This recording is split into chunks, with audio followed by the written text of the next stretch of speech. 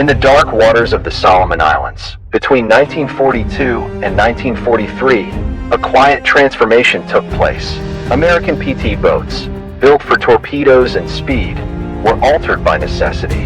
Their crews stripped surplus 37mm aircraft cannons from damaged P-39 Airacobras and mounted them onto wooden hulls never designed to carry such weapons. Under cover of darkness, these boats struck fast and without warning, using speed, shadow, and sudden cannon fire to tear into Japanese barges and coastal supply routes. The damage was devastating, far out of proportion to their size. In Japanese reports and wartime diaries, a new name began to appear: Akuma no Fune, the devil boats.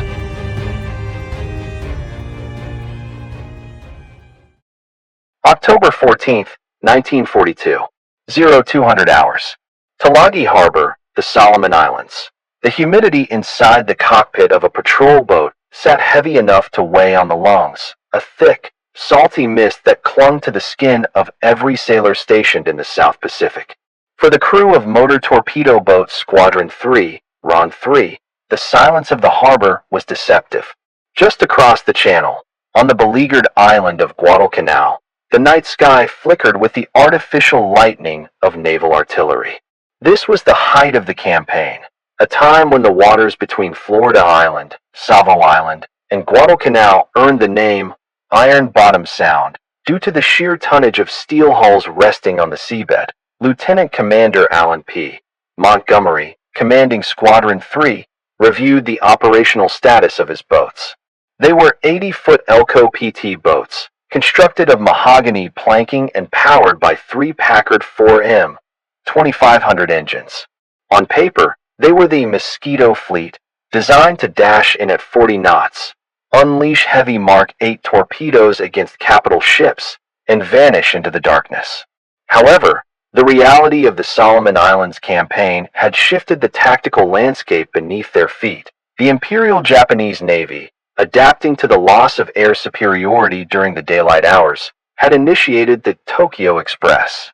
This was a nightly logistics run where destroyers and, increasingly, motorized barges ferried troops and supplies down the New Georgia Sound, the slot, to reinforce their positions on Guadalcanal. These barges, known as Daihatsu-class landing craft, were the primary source of frustration for the American crews. They were flat-bottomed, shallow-draft vessels, heavily armored against small arms, and they ran close to the shoreline where the water was dangerously shallow. For the PT crews, the standard loadout was proving woefully inadequate for this new type of warfare. The Mark 8 torpedoes, designed to strike deep-draft destroyers and cruisers, were useless against the Daihatsu. The torpedoes would simply pass harmlessly under the shallow keel of a barge, or worse, fail to detonate upon impact due to technical faults with the magnetic exploders. When a PT boat engaged a barge with its twin .50 caliber machine guns, the heavy rounds often ricocheted off the Japanese steel ramp doors, alerting the enemy without stopping the transport. The crews at the Sasapi base on Tulagi were growing restless. They were predators without claws. The Japanese barges were operating with relative impunity, moving thousands of troops under the cover of darkness. The PT boats needed something heavier than a machine gun, but lighter than a torpedo.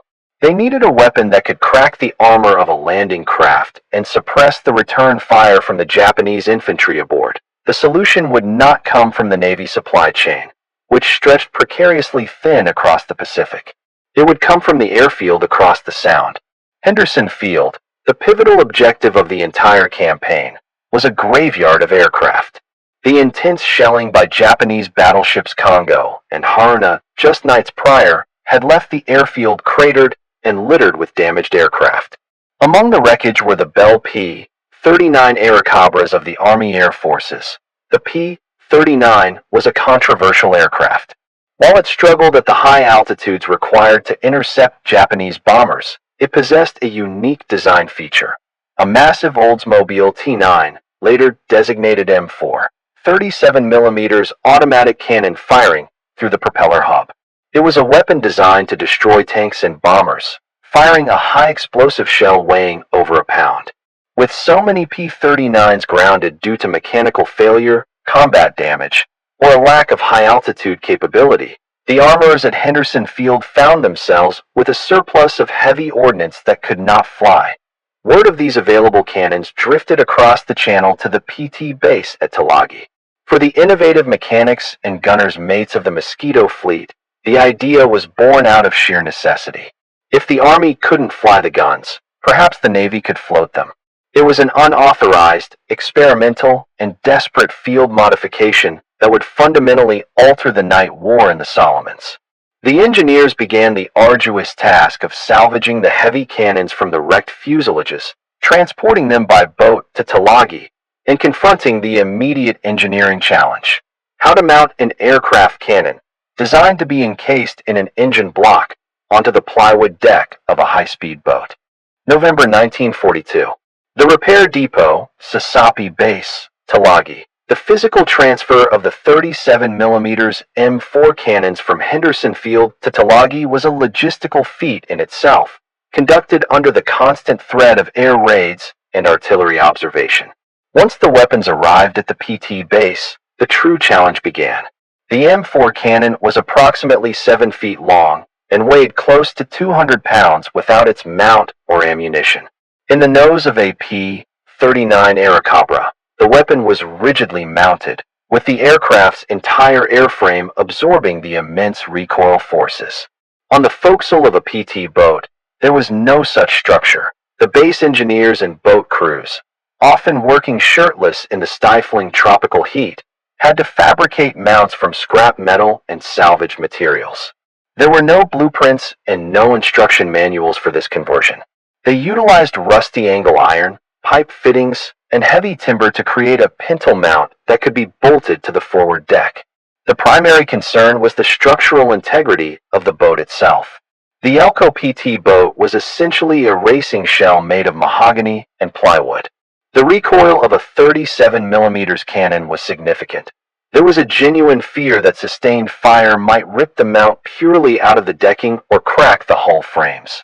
The first installations were crude, earning the boats a rugged, scavenged appearance. The cannon was typically mounted on the foredeck, replacing a life raft or situated ahead of the cockpit. It was fed by a horse-collar magazine containing 30 rounds of high-explosive incendiary ammunition. The gunners had to operate the weapon manually, often exposed to the elements. Unlike the hydraulic triggers in the cockpit, the boat crews rigged manual firing lanyards or improvised handles. The first test firing was a tense moment for Squadron 3. As the gunner depressed the trigger, the M4 cannon roared with a deep, rhythmic thumping, distinct from the rapid chatter of the .50 calibers.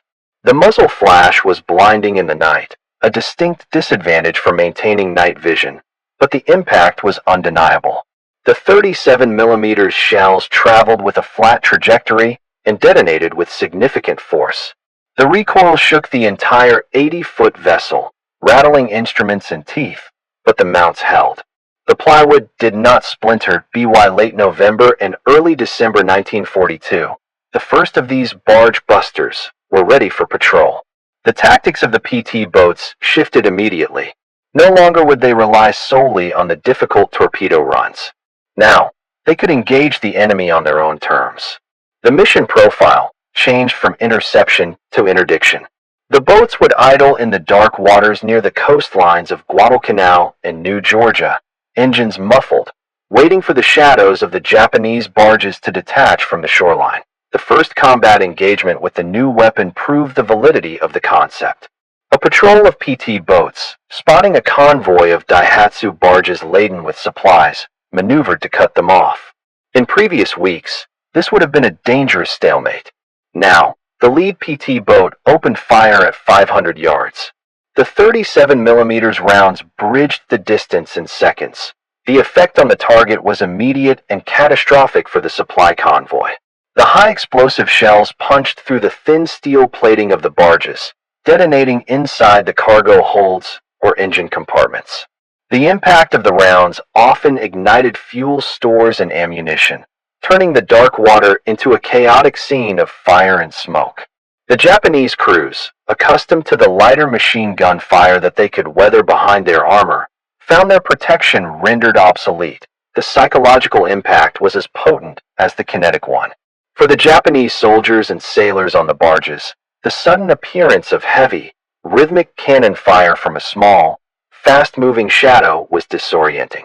Reports began to filter back to the Japanese command structure about a new American weapon, a small ship with the firepower of a much larger vessel.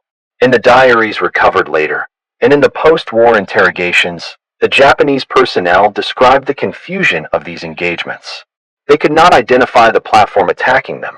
It moved like a torpedo boat, but hit like a tank. This confusion birthed a new caution in the Japanese supply lines. The Tokyo Express could no longer operate with the assumption that their barges were safe from anything but a destroyer. The PT boats, once considered a nuisance that could be swatted away, had evolved into a credible threat capable of severing the lifeline to the starving garrison on Guadalcanal. The field modification, born of scrap metal and desperation, had transformed the PT boat into a gunboat, and the Devil boat reputation was beginning to take hold in the dark waters of the Solomons. March 6, 1943, 0130 hours. Blackett Strait, west of Columbangara. The war in the Solomon Islands had shifted north. With Guadalcanal finally secured by American forces in February, the Imperial Japanese Navy retreated to a defensive line further up the island chain, fortifying New Georgia and Columbangara. The Tokyo Express continued, but the dynamic had changed. The destroyers that once ran supplies were becoming too valuable to risk on routine transport runs. Instead, the burden fell almost entirely on the armored Daihatsu barges, moving in tight columns along the coastlines, hiding under the overhanging jungle canopy to avoid Allied air patrols. For the crews of the PT boats now operating out of the forward base at Rendova, the mission was a nightly game of cat and mouse in the pitch black.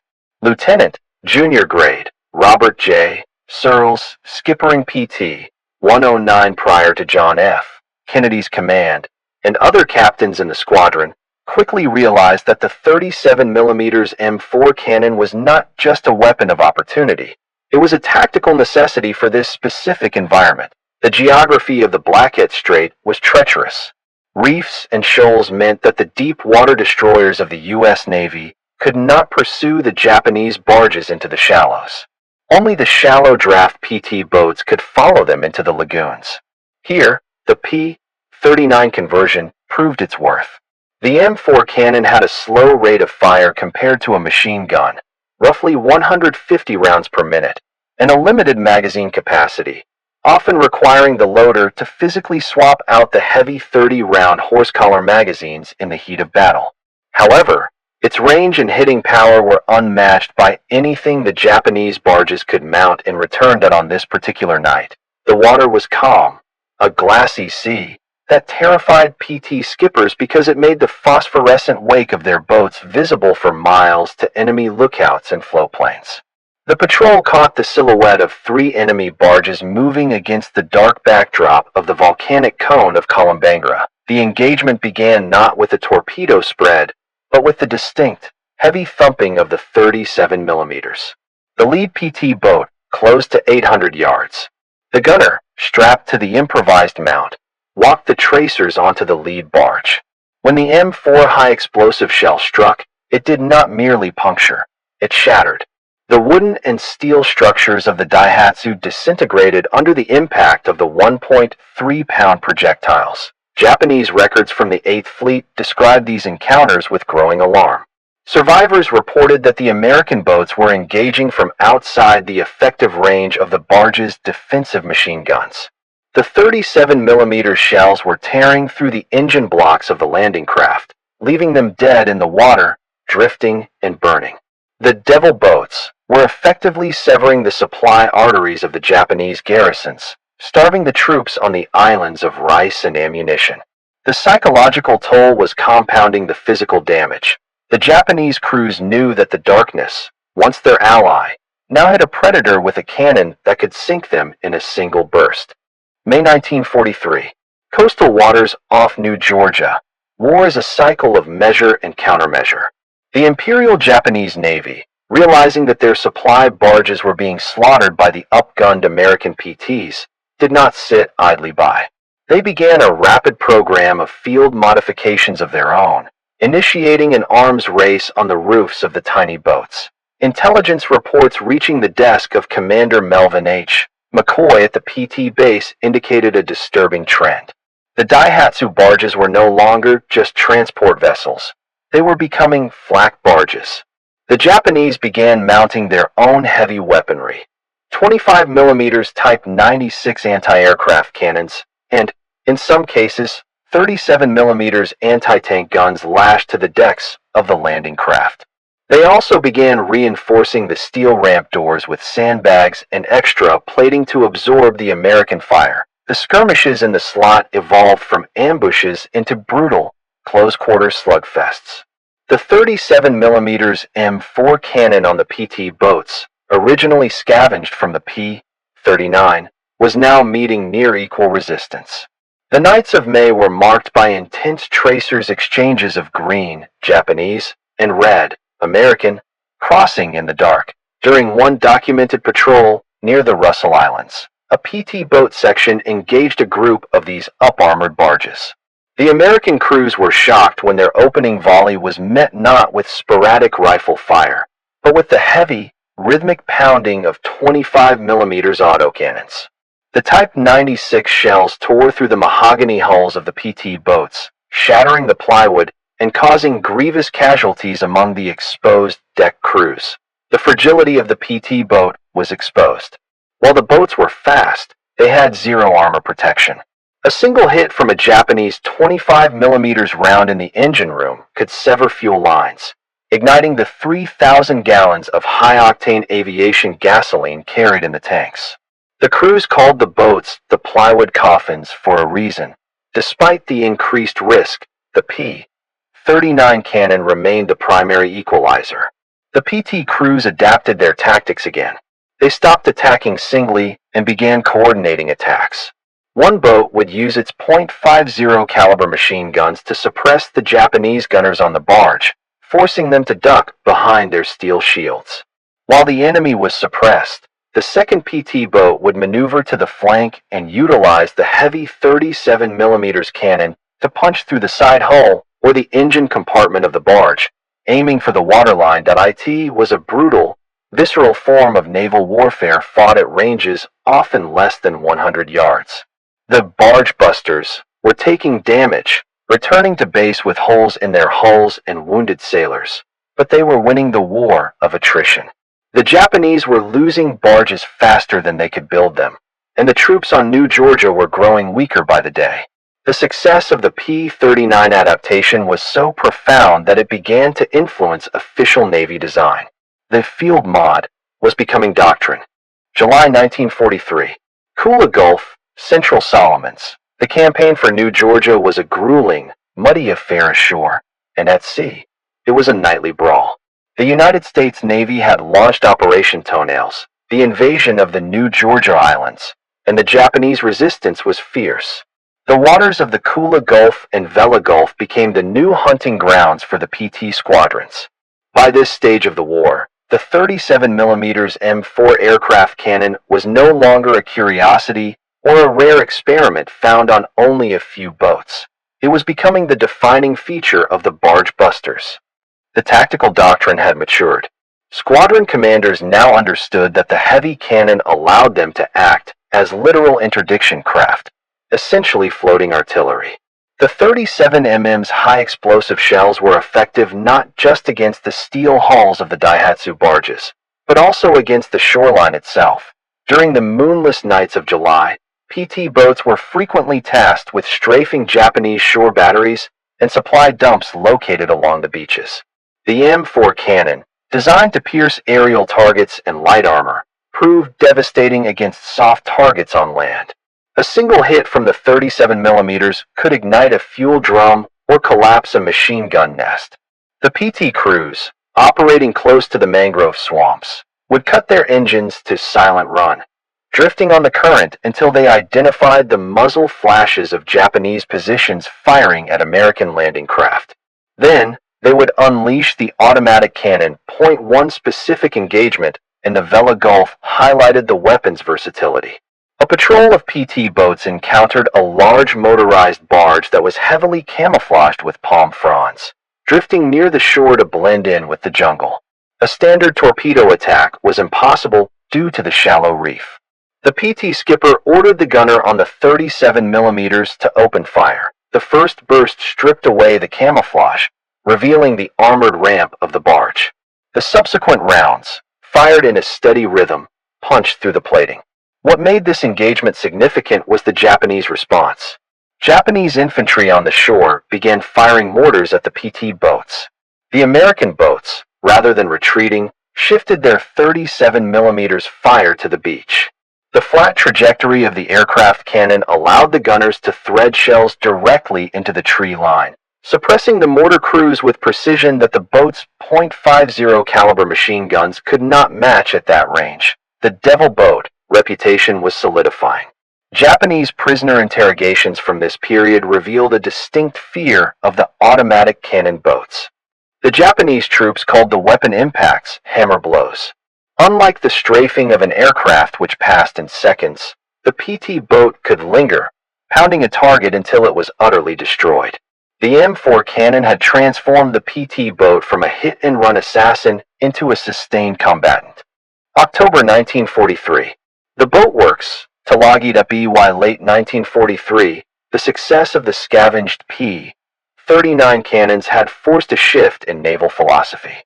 The commanders in the South Pacific sent reports back to the Navy Bureau of Ships in Washington with a clear message. The torpedo was losing its relevance in the island-hopping campaign. The future belonged to the gun. The field modifications done by the mechanics at Sasapi had proven so effective that they began to strip the boats of their primary raison d'etre. Crews started removing 2, or sometimes all 4, of the heavy Mark 8 torpedo tubes. Each tube and torpedo weighed thousands of pounds. By discarding them, the boats gained speed and, more importantly, buoyancy and deck space for more guns. This led to the creation of the official PT gunboat. While the factory-made versions were still months away, the conversion of existing hulls accelerated. The 37mm M4 cannon was the centerpiece of this evolution. It was often moved from the cramped foredeck to a more stable position further aft, or supplemented by a second cannon. It was during this transition that Lieutenant John F. Kennedy took command of PT-59. After the loss of PT-109, Kennedy did not request another standard torpedo boat. He requested a gunboat. PT-59 was stripped of its torpedo tubes and heavily armed, reflecting the lessons learned from the M4 experiments.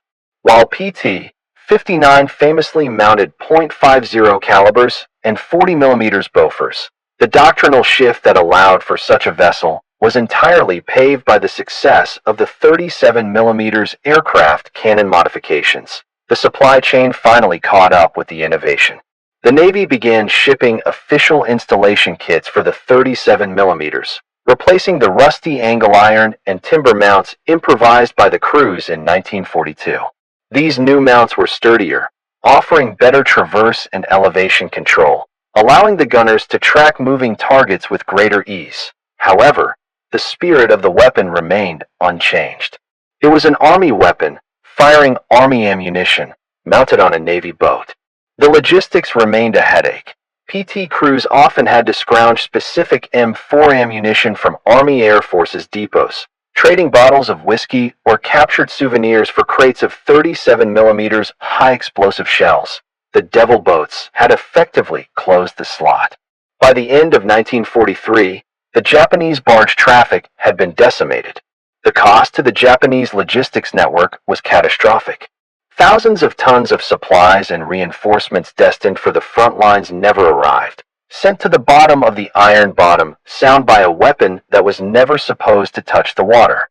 The P-39 Airacobra may have been considered a failure in the high-altitude dogfights over the Solomons, but its nose cannon had found a second life, helping to win the war in the shallow waters below. December 1943. Empress Augusta Bay, Bougainville. The war had moved north again, to the large, jungle-choked island of Bougainville. Here, the Japanese army was trapped, cut off by the Allied naval blockade.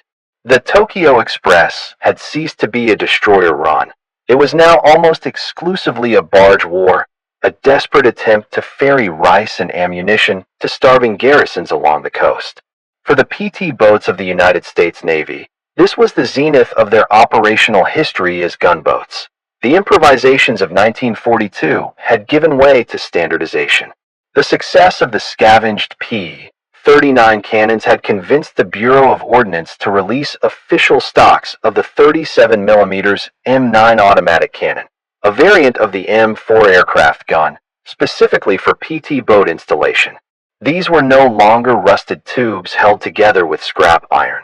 They were factory-finished weapons with proper pedestal mounts, often installed on the foredeck, where the 20mm Oerlikon had once Saturday on the dark waters of Empress Augusta Bay. The tactics had become a grim science. A typical PT patrol now resembled a floating artillery battery. A boat might carry the 37mm M9 on the bow, a 40mm Bofors cannon on the stern, and twin .50 caliber machine guns in the turrets. This mix of weaponry allowed for a symphony of destruction, where each caliber had a specific role. During a patrol in late December, a section of PT boats detected a convoy of 5 Japanese barges attempting to hug the coastline near the mouth of the Java River. The engagement that followed illustrated the terrifying efficiency of the devil boats at this stage of the war. The PT boats did not rush in. They idled their engines, allowing the current to drift them into position, silhouetted against the dark jungle to mask their approach. When the range dropped to 400 yards, the lead boat fired a flare. As the magnesium light illuminated the Japanese convoy, the American boats opened fire simultaneously. The 37mm cannons initiated the attack. Firing explosive shells, they targeted the waterlines and engine compartments of the barges. The heavier 40mm Bofors joined in, their shells tearing large structural chunks out of the vessels. The .50 calibers suppressed the Japanese infantry returning fire.